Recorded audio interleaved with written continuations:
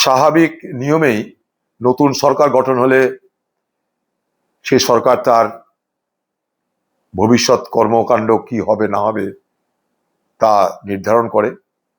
সেই মোতাবেক আজকে যে পশ্চিমবঙ্গের সরকার তারা বলতে চাইছে বর্ডার এলাকায় বিএসএফ এর জন্য যাতে জমি সমস্যা না হয় সেটা তারা দেখবে বা তার ব্যবস্থা করবে।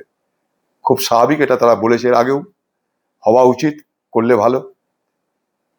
আমরা চাইবো উভয় দেশের মধ্যে চলাফেরা করতে যাতে মানুষের অসুবিধা নয়, সেই সঙ্গে আমাদের সীমান্ত যেন সুরক্ষিত থাকে। সীমান্ত সুরক্ষা আমাদের সকলের কাছেই গুরুত্বপূর্ণ। বাকি এতদিন পশ্চিমবঙ্গে রাজ্য এবং কেন্দ্রের সংঘাতে অনেক প্রকল্প চালু হয়নি, কোনো প্রকল্পের নাম বদল করা হয়নি।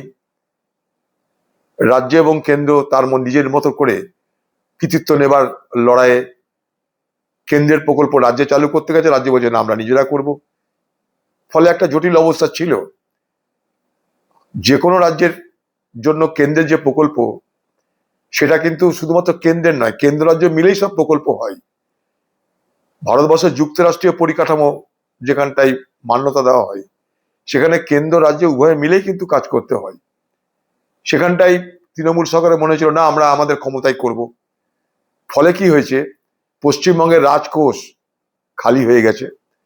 পশ্চিমবঙ্গ আজ ভারতবর্ষে দ্বিতীয় ঋণগ্রস্ত রাজ্যে রূপান্তরিত হয়েছে।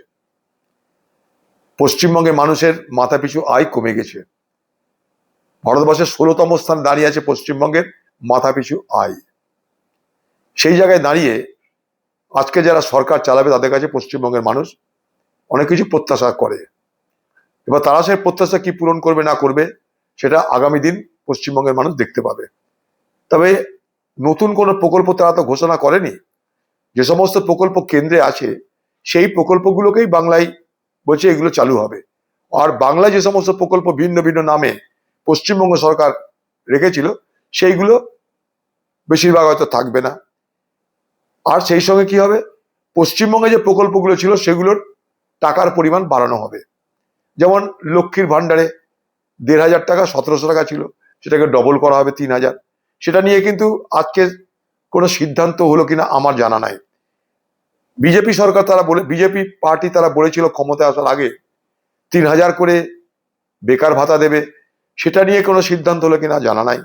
৩,০০০ টাকা করে মহিলাদের দেওয়া হবে, সেটা নিয়ে কোনো সিদ্ধান্ত হলো কিনা আমাদের জানা নাই। আগামী দিনে তাই আমরা দেখব যে এই যে নির্বাচিত সরকার তারা যে ইশতেহারে যে সমস্ত প্রতিশ্রুতি দিয়েছিল সেই প্রতিশ্রুতি অনুযায়ী সেখানে বাস্তবায়িত হচ্ছে কি হচ্ছে না সেটা আগামী দিনে বাংলার মানুষ নিশ্চয়ই দেখবে।